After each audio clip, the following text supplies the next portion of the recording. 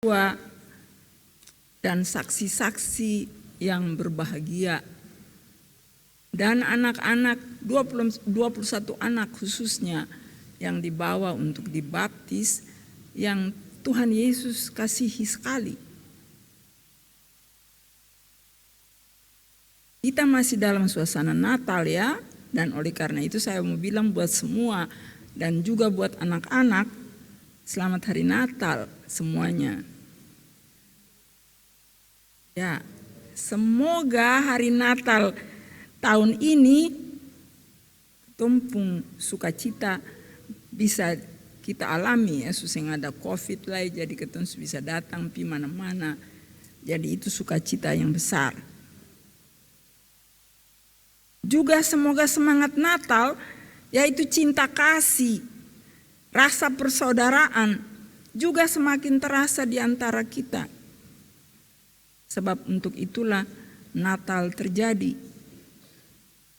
Supaya semua hubungan-hubungan yang retak, yang kurang bagus antara siapapun itu dipulihkan lagi dan kita menjadi bersaudara satu dengan yang lain.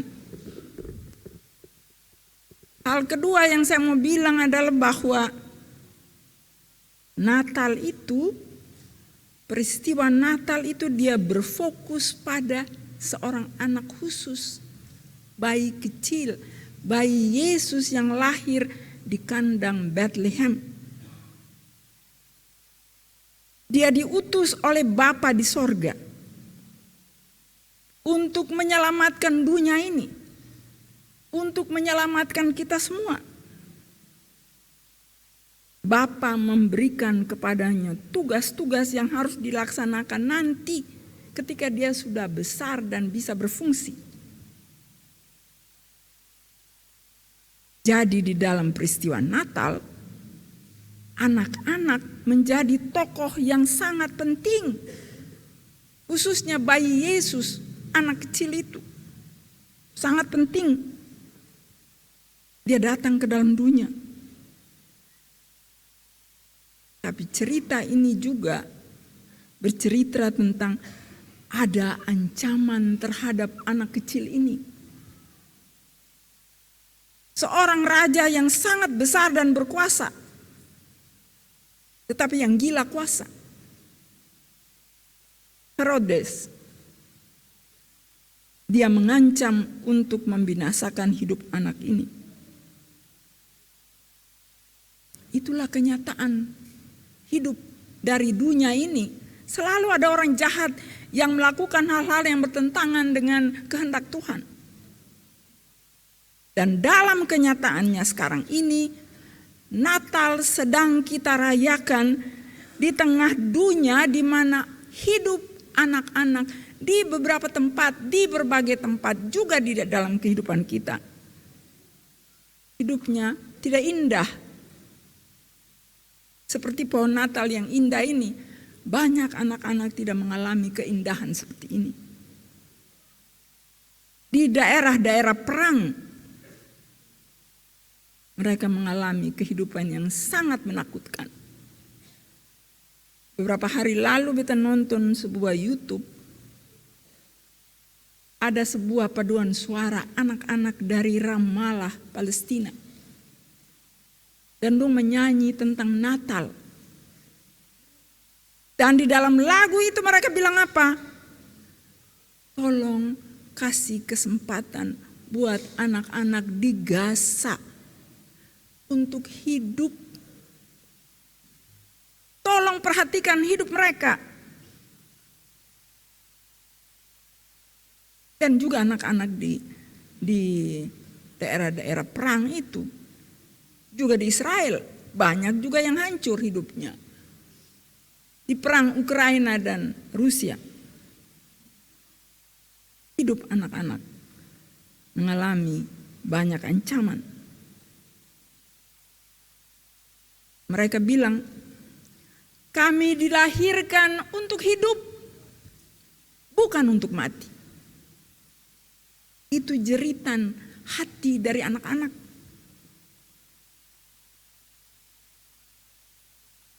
Itu hal yang mau dibilang di dalam teks ini. Malaikat berpesan kepada Bapak Yusuf, bawa anak itu dan ibunya pergi ke Mesir. Sebab ada Herodes yang mencari untuk membunuh dia. Ancaman. Ya, ancaman terhadap hidup anak-anak sangat banyak, saudara-saudara. Dari dulu sampai sekarang ini. Bahkan di sepanjang sejarah, ancaman terhadap hidup anak-anak sangat besar. Dilakukan oleh orang-orang dewasa yang merasa sangat berkuasa. Dari level tinggi sampai level rendah. Level politik sampai level keluarga. Di mana ada anak-anak, sering sekali mereka hidupnya sangat menderita. Karena keputusan-keputusan dan tindakan-tindakan yang diambil oleh orang-orang dewasa yang gila kuasa, egoistis, dan gila uang. Saudara lihat apa yang terjadi di Ukraina, anak-anak menderita. Yang terjadi di antara Hamas dan Israel, anak-anak menderita. Kehilangan sukacita hidup sebagai anak-anak. Mereka tidak tahu bagaimana menyelamatkan diri di dalam kondisi seperti itu.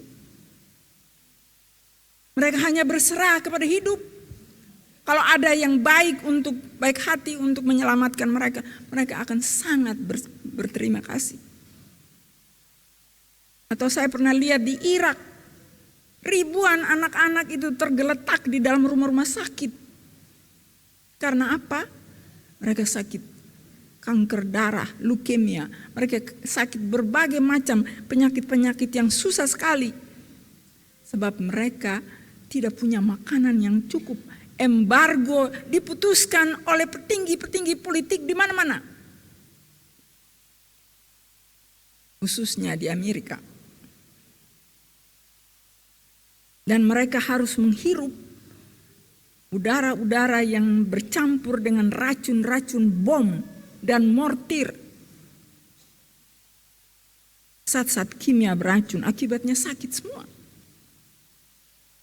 Tapi bukan saja di daerah-daerah perang itu anak-anak menderita, juga di dalam masyarakat sekarang ini, dalam rumah-rumah. Banyak anak-anak yang diculik dan diperdagangkan, dan mereka sangat menderita. Demikian pun dalam keluarga, orang tua dan sekitar rumahnya pun, orang tua juga aniaya banyak anak. Aniaya secara fisik dan juga aniaya secara kata-kata, maki-maki, sumpah serapah, kata-kata kasar. Dan kita baca, untuk 2.000 dan 5.000 rupiah, anak-anak bisa dijadikan korban dari keinginan yang tidak beres dari orang tua di sekitar rumah mereka. Ya, saudara-saudara, ada banyak sekali Herodes masa kini, masa modern, yang hidupnya adalah menyasarkan anak-anak untuk dikorbankan. Dan karena itu hari ini teks ini menjadi sangat penting. Firman mengingatkan kita tentang ancaman terhadap anak-anak. Ancaman terhadap Yesus adalah juga ancaman terhadap anak-anak kita, termasuk anak-anak saudara-saudara, saudara-saudari yang kini dibawa untuk dibaptiskan. Malaikat bilang, bawalah anak ini dan ibunya menyingkir ke Mesir. Hindarkan dia daripada ancaman itu.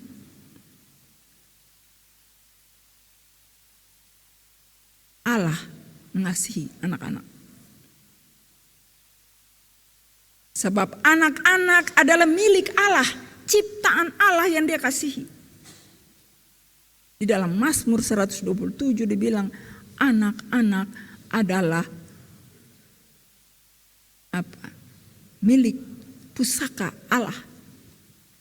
Sesuatu yang sangat berharga di mata Allah.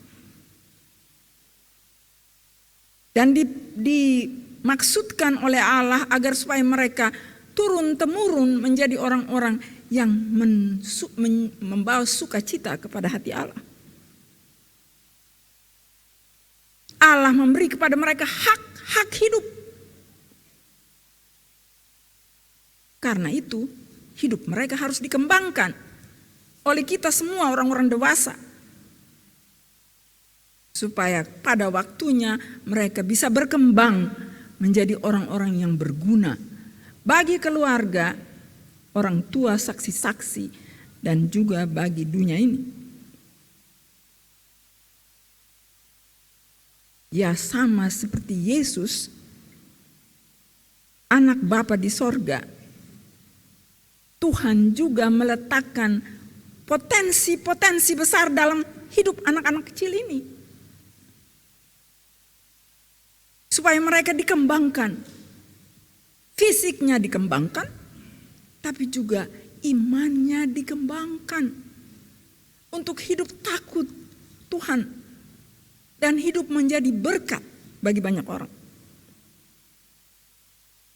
Mazmur 127 bilang anak-anak harus dididik supaya mereka menjadi seperti anak panah di tangan pahlawan. Mereka sebentar harus menjadi orang-orang yang Tuhan mau mereka menjadi seperti pembela-pembela kebaikan dan kebenaran dalam hidup mereka. Dan mereka tidak akan mempermalukan orang tua mereka di pintu gerbang. Baca itu di dalam Mazmur 127. Anak-anak itu bisa bikin begitu loh. Tidak akan mempermalukan. Kalau mereka dididik dengan baik dan dibesarkan dengan cinta kasih. Saya kira itu yang mau dibilang di sini. Tuhan mau agar kita semua, orang tua, saksi-saksi, pengasuh-pengasuh SMTPI, guru-guru Kristen di sekolah-sekolah, semua kita bertanggung jawab untuk membawa anak-anak kita menjadi besar. Membela dan membesarkan anak-anak yang Tuhan percayakan dalam kehidupan kita. Saudara-saudara, itu anak-anak ini bukan Anda punya, bukan orang tua punya, ini Tuhan Allah punya. Dan kalau dong ada dalam ketemu rumah tangga, itu artinya Tuhan sedang percaya kepada orang tua. Tuhan kasih kepercayaan besar kepada orang tua untuk membesarkan anak-anak ini sesuai dengan kehendak Tuhan. Dan karena itu mereka harus dikembangkan, dididik, dibesarkan dalam cinta kasih.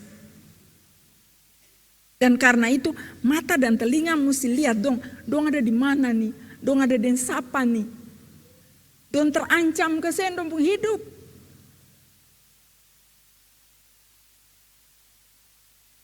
Dan kalau ada ancaman, hindari mereka.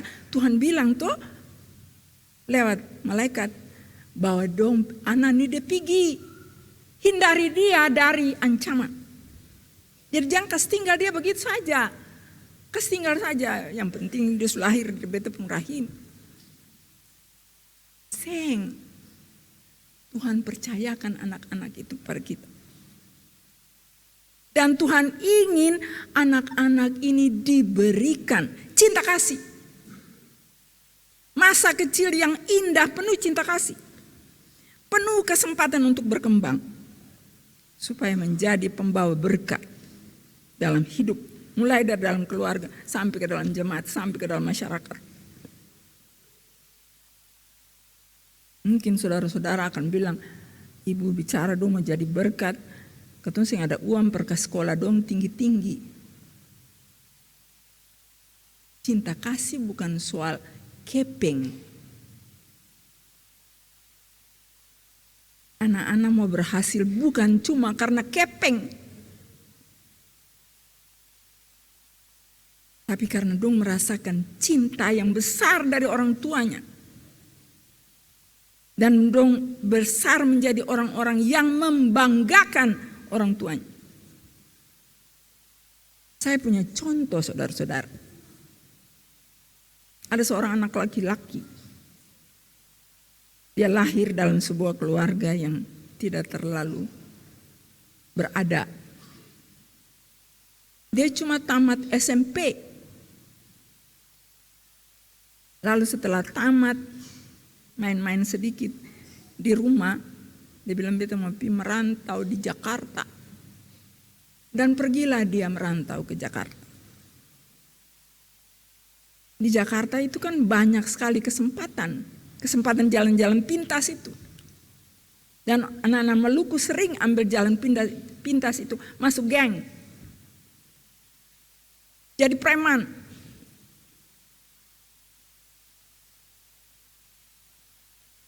Tapi dia yang ambil itu. Dia cari kerja. Kerja di rumah seorang Tionghoa. Pikul-pikul dong pembarang, jadi orang suruh-suruh. Mulai dengan itu. Tapi dari situ orang Tionghoa ini melihat anak ini dia sangat baik. Jujur kerjanya. Dan bertanggung jawab sekali terhadap tugas yang diberikan. Kerja sangat keras. Dan dari situ mereka mulai mempercayakan dia kepada hal-hal yang lebih besar lagi, tanggung jawab yang lebih besar lagi. Dan saudara tahu apa yang terjadi sekarang dengan hidupnya? Dia sekarang sudah punya keluarga. Anak-anaknya sudah besar. 2 anak jadi dokter yang sekarang masuk ambil ahli. 1 lagi jadi lawyer, ahli hukum. Kenapa dia bisa begitu? Dari cuma seorang yang tamat SMP. Karena dia dibesarkan oleh orang tuanya yang miskin itu dengan cinta kasih. Karena orang tuanya mengajarkan dia untuk hidup takut Tuhan. Hidup kerja keras. Dan hidup jujur. Nilai-nilai Kristiani. Itu contoh saudara-saudara. Bahwa anak-anak kita bisa berkembang seperti yang dibilang oleh Mazmur 127. Menjadi anak-anak panah di tangan pahlawan. Sehingga dia tidak mempermalukan Tuhannya.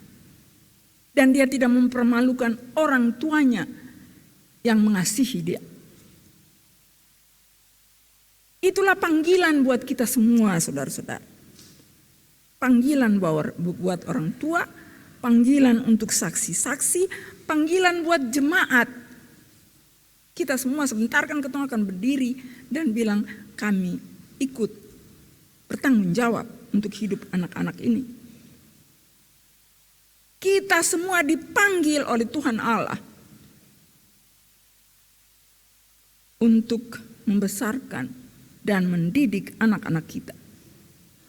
Supaya anak-anak ini sungguh-sungguh menjadi alat kebaikan dan alat damai sejahtera di tangan Tuhan. Dan mereka tidak mempermalukan Tuhan. Dan tidak mempermalukan didikan dari orang tua serta didikan dari jemaatnya dalam hidup nyatanya sekarang ini dan ketika mereka besar nanti. Tuhan tolong ketong semua supaya ketong besarkan ketong punya anak-anak dalam takut akan Tuhan. Amin.